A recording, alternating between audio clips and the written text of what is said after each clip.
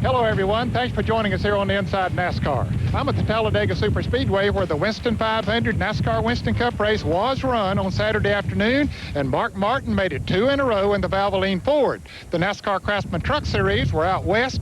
The NASCAR Busch Series were up north at the New Hampshire International Speedway, and Tyler Potter is in our studios in Charlotte, North Carolina. He'll take a look back at all the NASCAR action and bring us up to date on all the news. Good morning, Tyler. All right, Ned, good morning to you, and good morning, everyone. It was a busy Saturday in NASCAR racing as all 3 circuits were in action this weekend on Mother's Day. It was the Winston 500 Part 2 as the Cup guys were back at Talladega under sunny skies this time, and what a race it was, the fastest ever at the fastest track, thanks to no caution flags. We'll take a look back at that race, plus the Busch race in New Hampshire, as well as the truck race from the Great Northwest. It's all straight ahead on this edition of Inside NASCAR. With his 2 wins in '96, many expected 1997 to be the year Ernie Irvan would be back in the hunt for the Winston Cup Championship. But 9 races in, Irvan has yet to crack the win column. We'll sit down with the Texaco driver and team owner Robert Yates and ask them to explain the unexpected start and the future between the two. Joe Gibbs is the first to admit what he lacks in racing knowledge he makes up for in the team category. So after 2 years of planning, Gibbs decided to add a second team to his racing stable for '98. We'll fill you in on all the details. The California Speedway is only a little more than a month away from hosting its first Winston Cup race. A few of the teams got their first chance on the 2-mile layout following the Sonoma race last weekend. We'll show you Roger Penske's newest addition. All this and more coming up on Inside NASCAR. Inside NASCAR is brought to you by Milwaukee's Best. When you're looking for a different breed of beer, unleash the beast. Milwaukee's Best.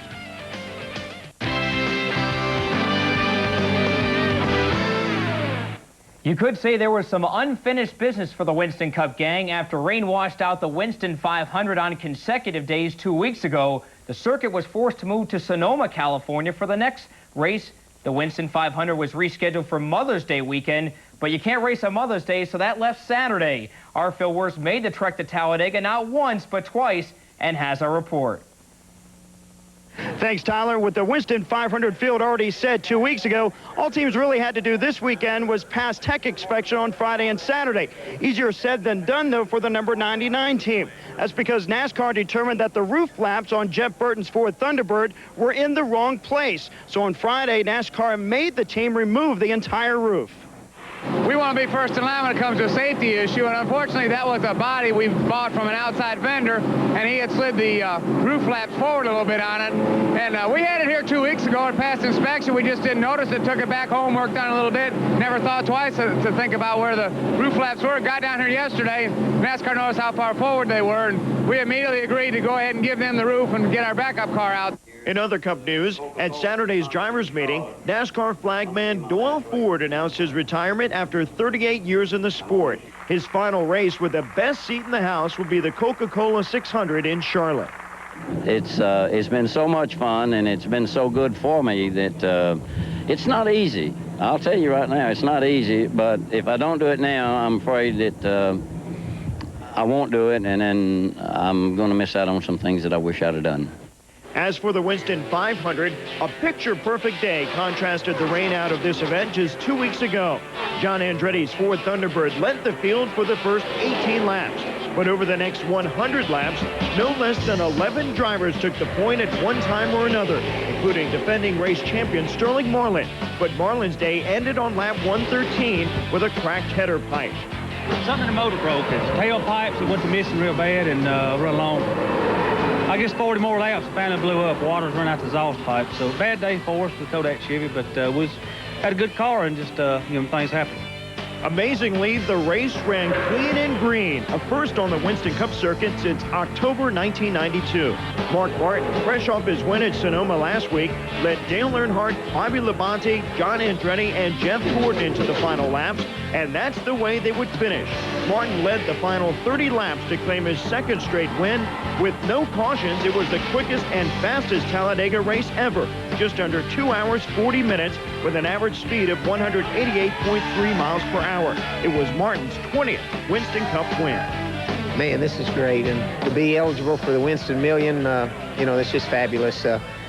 This race team deserves to win and had deserved to win before Sears, and finally, you know, we had 2 weekends of things that really went our way and worked out, and I'm happy for them. Obviously, I'm happy for me too, but I'm really happy for them. They kept me going the whole time. Well, we obviously didn't know how to do it for about a year and a half, and I knew Mark hadn't forgot how to drive, and me and Jimmy hadn't forgot how to set up race cars. We just need to get our program in order. That's the first Winston Cup win for a Roush chassis. That thing's entirely built in Liberty, North Carolina. We're real proud of that. Real proud of Mark. You know, 4 years ago we won on a road course restrictor plate, a half mile and a mile and a half. So far we got the road course and restrictor plate deal figured out. So on to Charlotte, try to get us a mile and a half win. So defending series champion Terry Labonte takes the Winston Cup points lead to Charlotte with a 39-point edge over Jeff Gordon. The Hendrick teammates lead Dale Jarrett, Mark Martin, and Bobby Labonte among the top 5. Dale Earnhardt has a 10-point lead over Jeff Burton in 6th, while Ricky Rudd, Michael Waltrip, and Bobby Hamilton round out the top 10. After a week off, the Busch Series was in New Hampshire for the first time all year. Now, while it was sunny in Alabama, it was raining in Loudon, which delayed the start of the Cellular 200.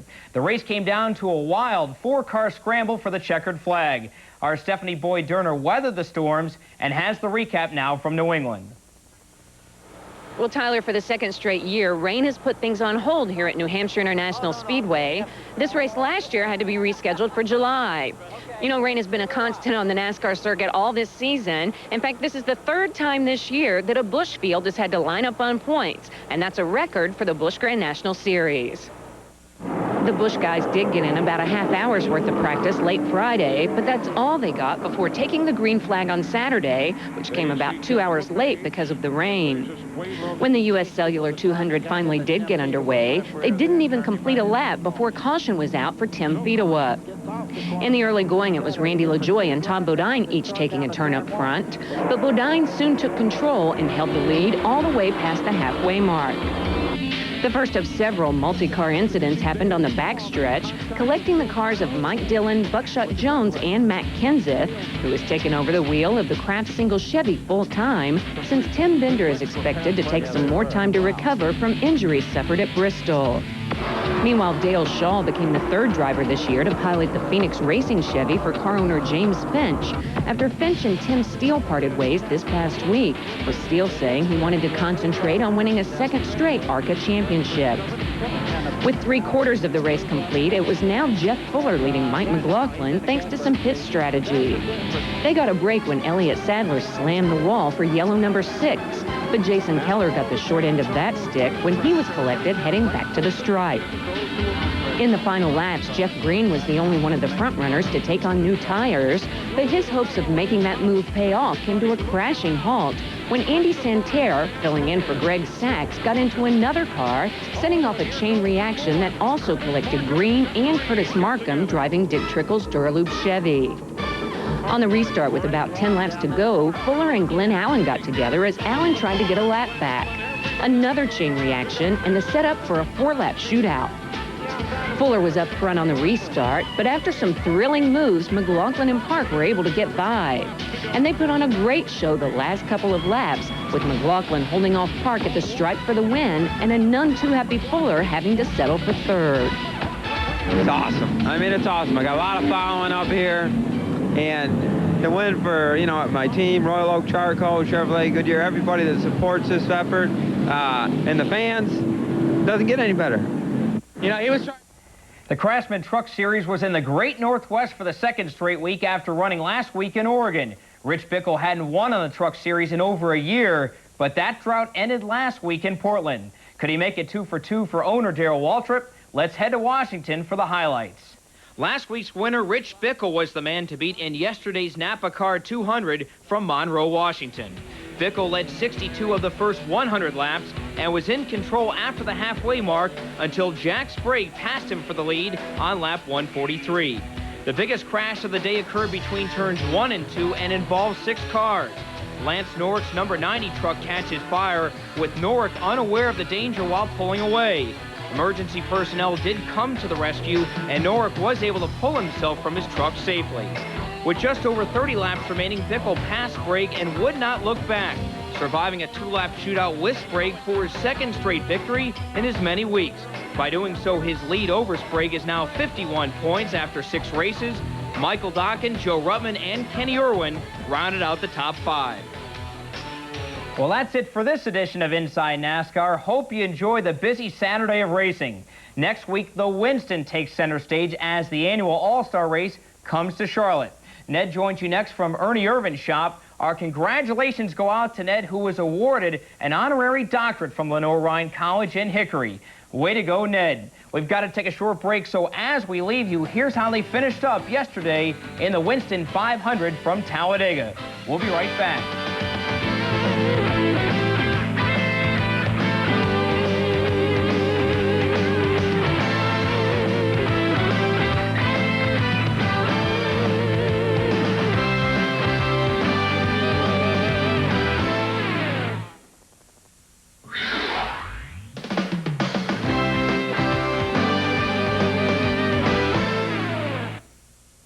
We're at Robert Yates Racing in Charlotte, North Carolina, a brand new, vast facility here that houses the 2 teams that Robert runs in the NASCAR Winston Cup Series. Of course, the Ford Credit Quality Care number 88 Ford that Dale Jarrett drives, it's over on that side of the building. And just right here is the number 28 Texaco Haviland Ford that Ernie Irvin drives. They share a lot of information between the 2 teams. Now, Ernie's going to have a new paint scheme for the Winston next week at the Charlotte Motor Speedway, and they unveiled it a couple of weeks ago to their dealers and distributors from around the country at Nashville, Tennessee, and Tyler Potter has that story. Ernie Irvin was on top of the world in '96 in his first full season since coming back from the crash in Michigan. Irvin won 2 races and finished 10th in the Winston Cup point standings. But since the win at Richmond, it's been mostly downhill for the Yates driver. He's winless in 16 races since. Just a lot of it, just racing luck. We've had some really good runs this year, and just haven't been able to put the whole package together. We're sitting there running at Richmond. We're sitting there running 4th, and they have a caution with about 12 to go, and Jeff Gordon tries to get in and try to get his lap back. Runs over my left front fender. We cut a tire down and hit the fence. So it's like that's just how the year's gone. But we look at it that if we keep doing what we're doing, sooner or later the bug will be off of us, and we'll start having some real good runs. Did you have a timetable coming back, and if so, is this where you thought you'd be? It's still early in the year. You've had a year under your belt coming back from the crash, but are you satisfied with your progress? Well, I mean, obviously you always put timetables on a lot of things and expectations of what you can do, but there's so many things that are variables in motorsports, and I think that I'm very, very fortunate to be back just racing, let alone back doing anything. So all the expectations I have are basically rewarded just by being back doing what I love to do. One of the bigger headlines this offseason was Larry McReynolds leaving Robert Yates Racing after nearly a decade to become Dale Earnhardt's new crew chief. Yates then hired Mark Reno to take Larry's place on the 28 team. What's transpired has been a period of adjustment. We do have a new crew chief, and he's a leader, and maybe I've caused him to make some decisions that better put the blame on Robert Yates and not Mark Reno. Mark knows cars. Mark is race cars. He's a very competitive guy. I just give us another, I think it can happen, and I think it's going to happen in the near future when all that'll be put to bed, just like it was when I hired Todd Parrott as a crew chief. How much has the 88 team success influenced Ernie, seeing Dale go from just being a fill-in to now leading the Winston Cup in points? Has he felt the pressure maybe when he looks at both the teams where they stand right now? Doing the 2-car team is my first, and I've been in this business. I've done engines for over half the field, so I've dealt a lot with drivers. I know they have large egos, and I felt like that would maybe be my toughest role to play, is keeping those guys from, being each other. They've gotten along wonderfully. A lot of respect from each other one. Dale Jarrett will tell you in a heartbeat that Ernie Irvin, if you need to get to a pack of cars, jump in behind him and you'll be going through there. He's got a lot of respect for that, and when Ernie gets out of a car after a few races said if I could just have a little more patience like Dale Jarrett, you know that they have a lot of respect for each other. That makes Robert Yates feel wonderful. Ernie's 11th Winston Cup season has been frustrating for a variety of reasons, from crashes to rumors that he won't be back with Robert Yates next year. It would bother me if, as long as I knew that Robert was considering that. But, you know, I think there's a lot of drivers out there that look at this deal and say, hey, these guys are a little bit down, so why don't I spin them out a little bit more? And, you know, they'd love to be in this car. So as long as we get our job done and, you know, Robert, you know, tells me that this is what we're doing for the remainder of the year, we're looking at what we're going to do for the following years. You know, it doesn't really matter what everybody else says. It just matters what the guy that, you know, is the big boss, it does. Is there going to be a change? And I've never had any intentions of not staying with that program. It is time, and it's always usually time in the last year or in early or before the last year even to talk about the future. I am trying, I want to be attracted to do a new contract. And meaning being attracted to do it is that Ernie wants to be with us, that we want to be with him. I want to show that the 28th seat is the best seat in the house. You know, you love the ones you're with, and that's the way our team is. We love Ernie, and Ernie loves us, and we want to make this thing happen. I'm sure he goes home and gets questions from his family, what am I going to do? But we'll take care of that in time. But I really felt like our performance would pretty much make that decision for us, and we've got a race or two that we can work on that, and my hope and desire is that that'll just put that to bed and people say, yeah, that was a good move. Your contract's up after this year. Do you want to be with Robert Yates racing for the years to come? Is that something that means a lot to Ernie Irvan? Well, there's no doubt. I mean, this is a great race team, and you know, I've been a part of this team since Davey got killed, and you know, I've really treasured the moments that we've had. We've had some ups and downs, obviously, with my accident, and you know, this team was awful loyal to me, and I feel really loyal to them. And you know, it's a great race team, and you know, I hope to be here for a lot of years. But first, there is the task of finishing this year. Despite the team's slow start through the first 9 races, Ernie and company are hoping for a fast finish with more than 2/3 of the season remaining. My goals at the beginning of the year were to win more races, which if we win more than 2 races, obviously that's reachable this year, and finish higher in the points than we did last year. We finished 10th last year. There's no doubt we can still do that again.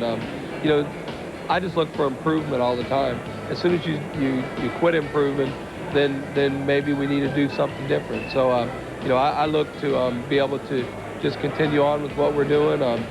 Our race team's very competitive every week, and there's no doubt, you know, we could be sitting here in a month and talking about 4 wins.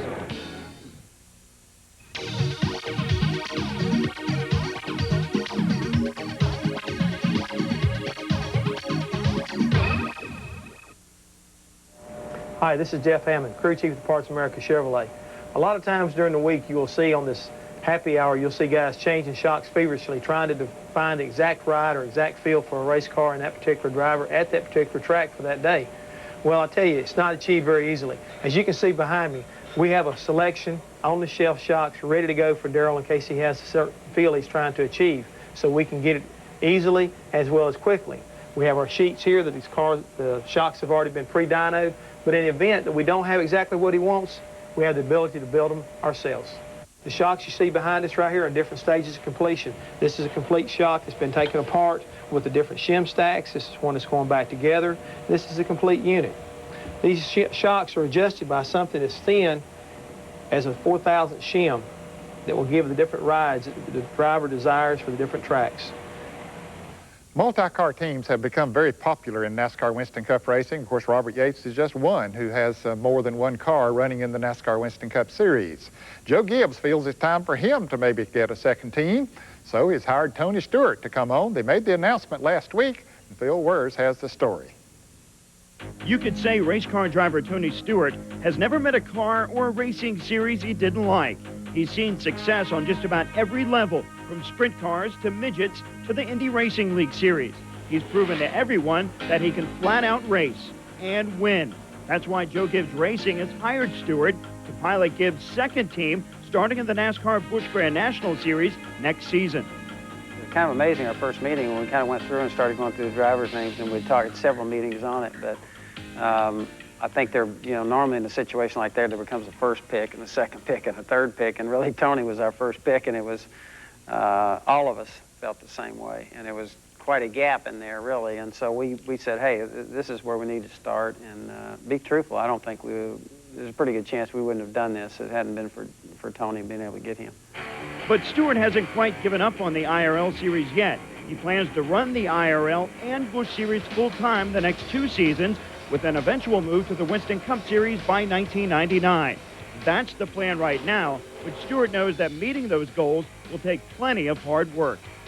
I think we're still going to go after the IRL championship in '98 on the IRL side, but on the Busch side of it, we're taking 1998 as a learning year, and I've got a big learning curve to go through with NASCAR and the Busch Series, and we just need to run as many races and run as many laps as I can right now just to gain that experience.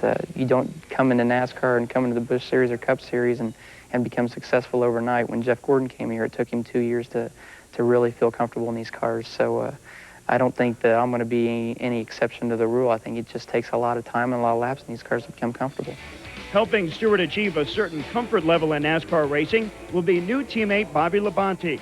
But while Labonte is ready and willing to lend as much experience and advice as possible to Stewart, he realizes it's only a matter of time before this soon-to-be NASCAR rookie will be holding his own on the track. It's kind of that challenge, you want to have in between, not a rivalry, but you want somebody that'll help push you a little bit, and when he brings something to the table that's better than what I can do, then I want to make it better. And then if I bring something to the table that's better than what he can do, then maybe he can make it better. So that's what I think, a good friendship and a good relationship like that should have. And I think we'll have the potential to have 2 potentially great race teams together, not just one helping the other, and make both of them hopefully successful for Joe Gibbs. But really, this decision was based more off of could we get the right person to drive the car?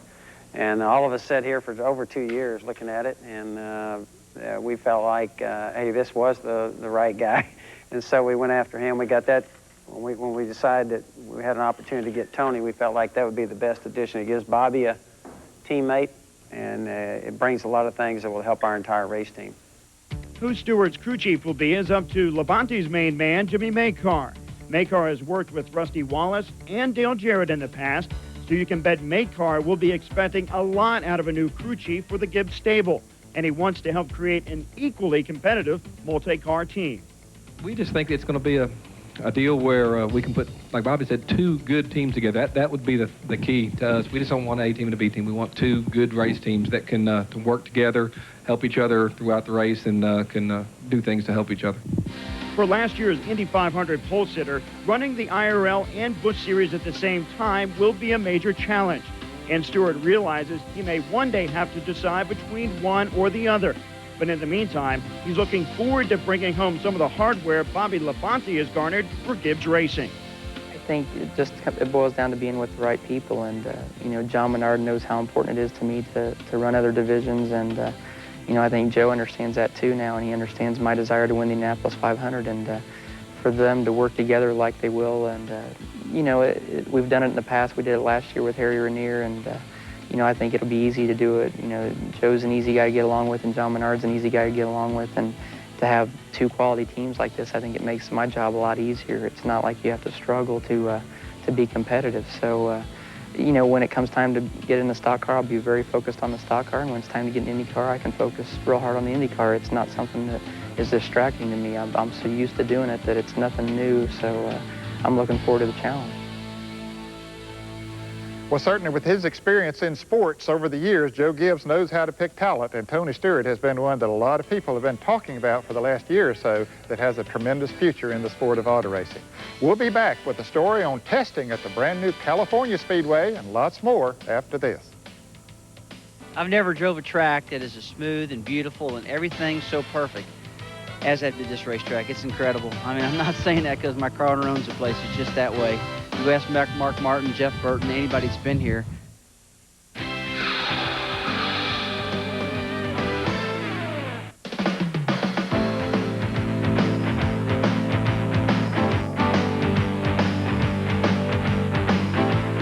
played a lot of soccer back in high school, had a lot of fun, kept me in good shape, and also raced motocross back in high school. So either of those two were pretty awesome, pretty demanding sports.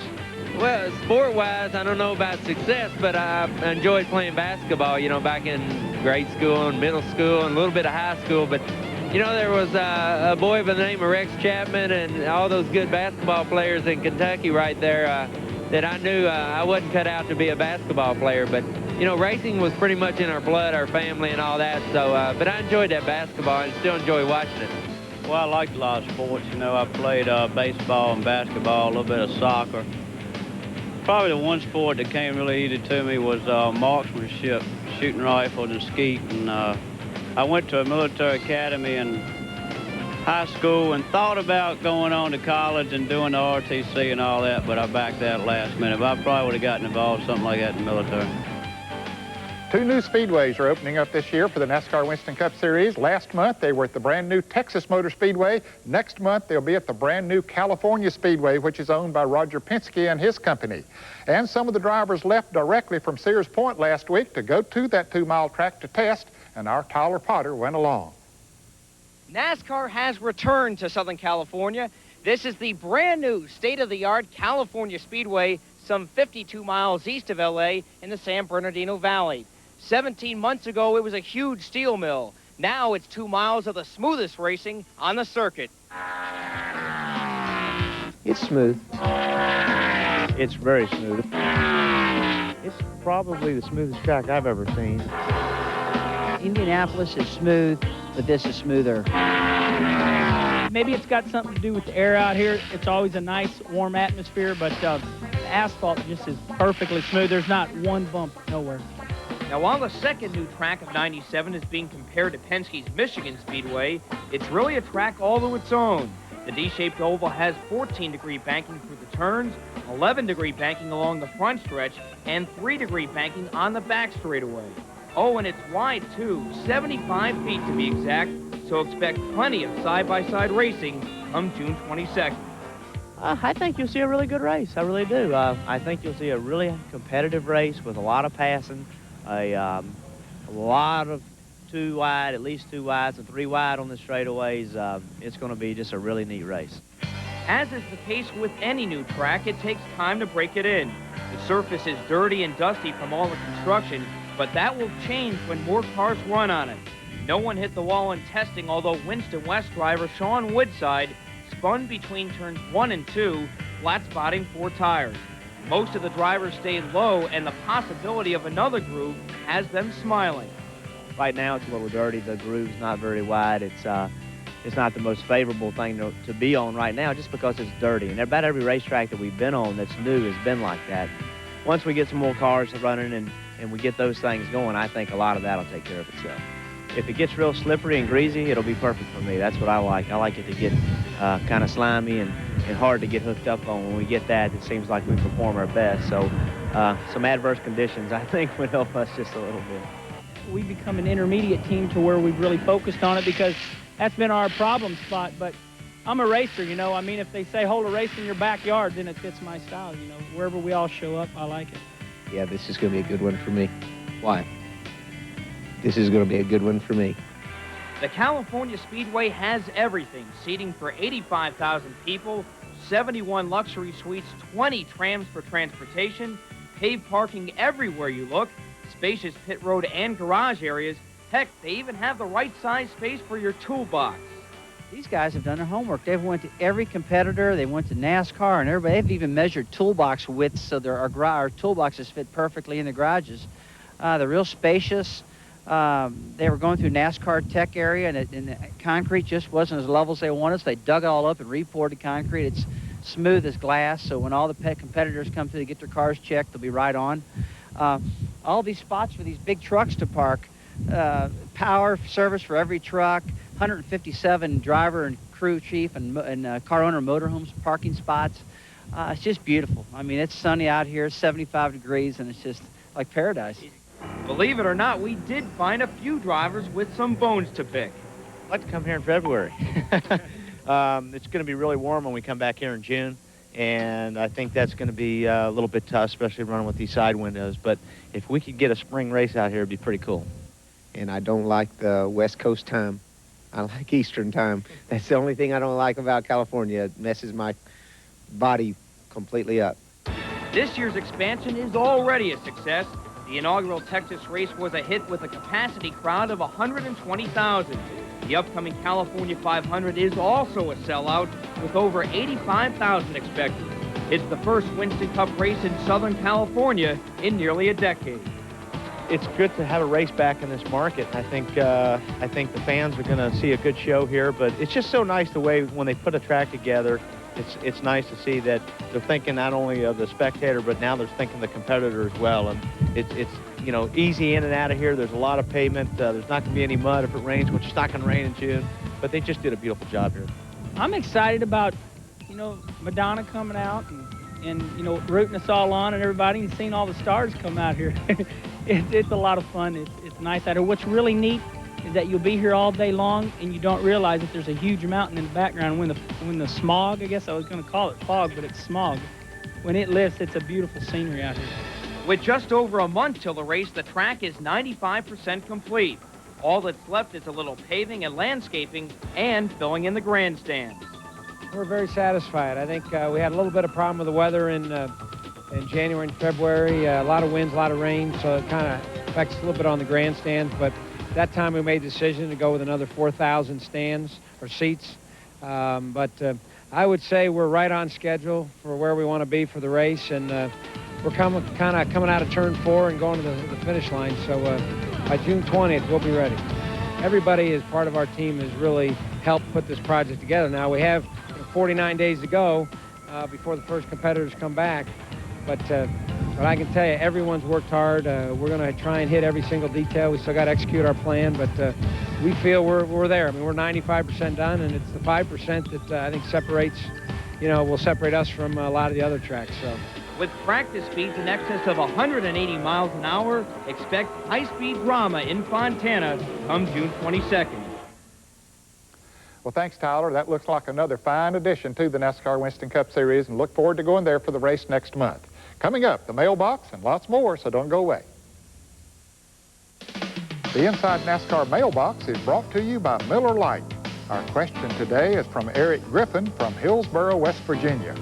How will using springs only, no rubber wedges, affect the steering, handling, and speeds? Thanks, Eric. That's a good question. I'm Paul Andrews, crew chief for Jeremy Mayfield. And, you know, using spring rubbers is really just for fine-tuning. And we've got a whole truckload of springs, shocks, and all kinds of wedge we can take in and out of the car. So it's no problem getting the cars to handle without spring rubbers. If you have a question for the Inside NASCAR mailbox, write to us at Inside NASCAR. Post Office Box 240417, Charlotte, North Carolina 28224. If we use your question on the air, you'll receive this embroidered Miller Lite jacket and a cap and shirt from Chase Authentics, the authentic trackside apparel of NASCAR. Going into the Winston 500 this weekend at Talladega, Dale Jarrett, Todd Parrott, and all the crew on the Ford Credit team had recorded 7 top 4 finishes in the first 9 races, which of course had them in the points lead. Coming up right after this break, Clara B. Lang, an Illustrated Insider, so don't go away.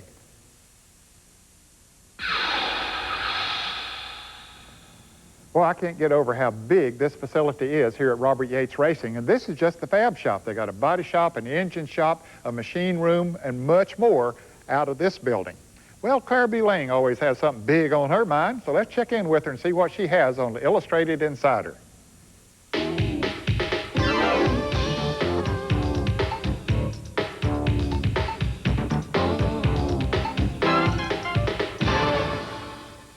People magazine this week named Jeff Gordon as one of the 50 most beautiful people in the world. He's pictured in this week's issue. Brad Pitt, Tom Cruise, Harrison Ford, and Jeff Gordon. The folks at People magazine told me they're so impressed with Gordon that they're planning a larger multi-page spread on him that will appear in the magazine just around Charlotte Race Week. Well, I tracked down People reporter Don Sider, who followed Jeff around the Atlanta track and then flew to Charlotte with the Gordons in their Lear jet for a visit to the Gordon home. And he told me Brooke was told first that Jeff had been named to the 50 most beautiful people list. And she thought it was a little amusing at first, he said. she found a little bit of humor in it in a non-ego sort of way. Well, he may be beautiful, but on the golf course, he's just an okay golfer. And he drove a vehicle of another kind as he joined other celebrities in the Rick Hendrick Celebrity Charity Golf Tournament. Team owner Rick Hendrick, who's been away from the track while being treated for leukemia, was a surprise visitor. And in his pre-tournament speech, he brought the house down when he promised the golfers that Jeff Gordon wouldn't win this one, too. Gordon says he'll stick to driving a race car. The Kyle Petty Charity Hot Wheels ride from Dallas, Texas to Bristol, Tennessee took some of racing celebs along the highways and byways to meet fans who might normally not get to visit with them. All along the route, Kyle Petty gave pre-ride briefings. When you get into Mississippi, the roads are crap. Okay? The crap before you get there. And they're a little rough, they're a little rutted, so pay attention. Patty Petty and Risa Speed cut up in a Harley shop in Louisiana. Yes, these are all the little pluses you must have on your motorcycle to make it pretty. Is that a belt buckle player? What do you think? The crowd swelled in Jackson, Mississippi, home of Lake Speed. A good time was had, good money was raised, and Kyle and the Winston wives couldn't have been more pleased with the results. Look for Darrell Waltrip to have a chrome uniform for the upcoming Charlotte race. He's even got a custom-made chrome shirt to wear to appearances. A chrome shirt that can't be folded or bended because it actually scratches and dents and bends. Waltrip told me the getup, which will be unveiled for his 25th anniversary celebration in Charlotte, makes him feel a little like Elvis. And finally, to the Penske team, congratulations on getting the public to wash your rig for charity. Pretty smart, guys. Till next time, you have fun. For the Illustrated Insider, I'm Claire B. Lang. If you have ideas for the Illustrated Insider, you can email Claire B. Lang at insidercbl@aol.com. Or if you'd like to read more, you can find Claire's monthly column in Winston Cup Illustrated. Call 1-800-883-7323 to begin your subscription.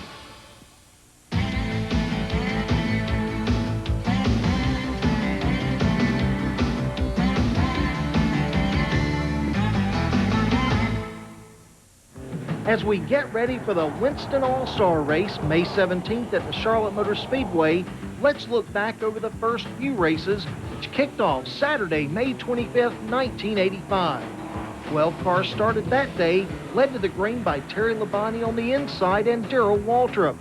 Waltrip took the lead, and except for a charge by Labonte midway through, and the Skull Bandit Harry Gant charging for 31 laps, DW ran to the finish picking up $200,000 on his way to victory lane.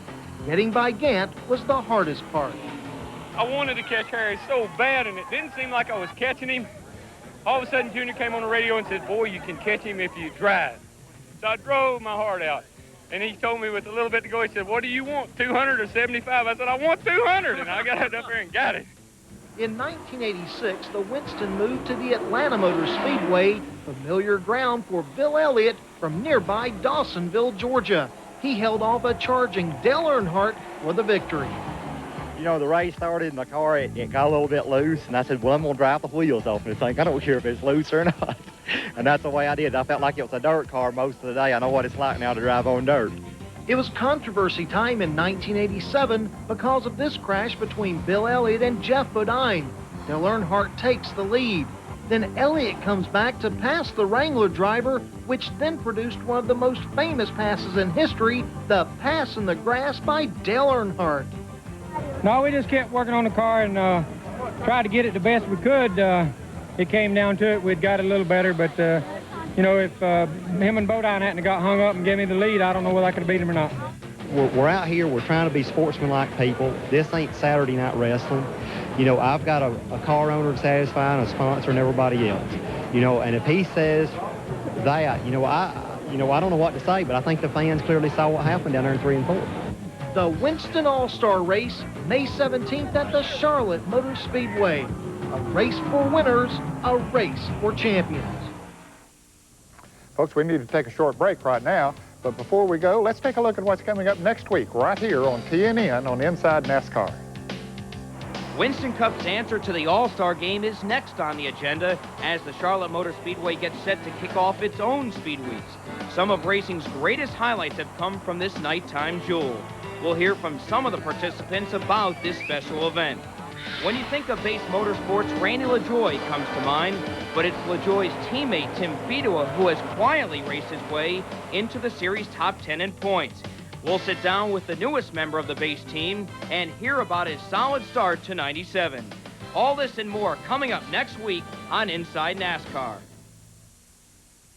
Well, there's a guy out in California that's found a new way to decorate race cars using old vinyl, and that is the subject of this week's Inside NASCAR Profile. His name is Michael Hughes, and the lightweight product he's referring to is a vinyl cover-up. It's a revolutionary process that eliminates the need for paint, primer, and decals.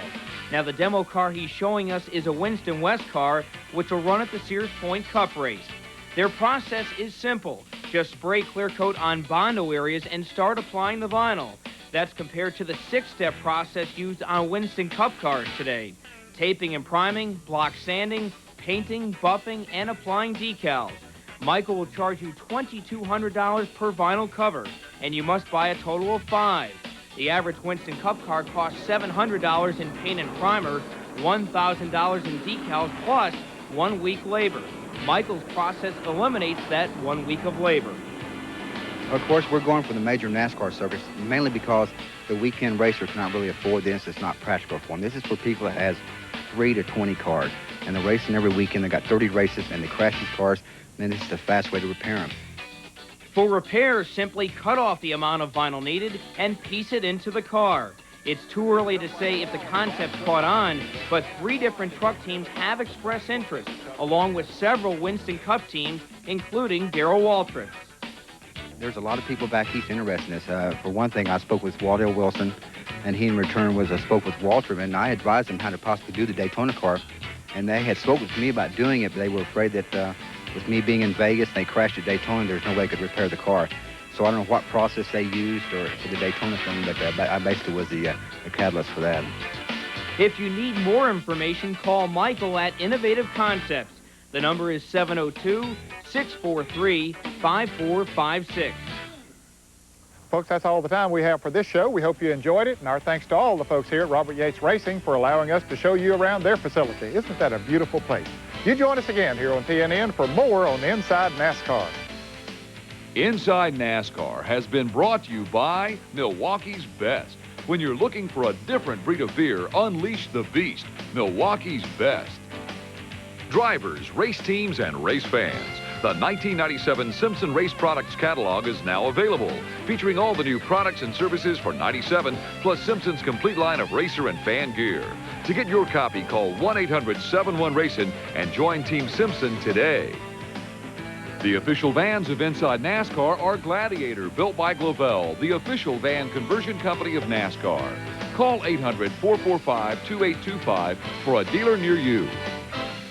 Communications provided by Racing Radios, the two-way radio provider of the NASCAR Winston Cup Series, the Busch Grand National Series, and the Craftsman Truck Series.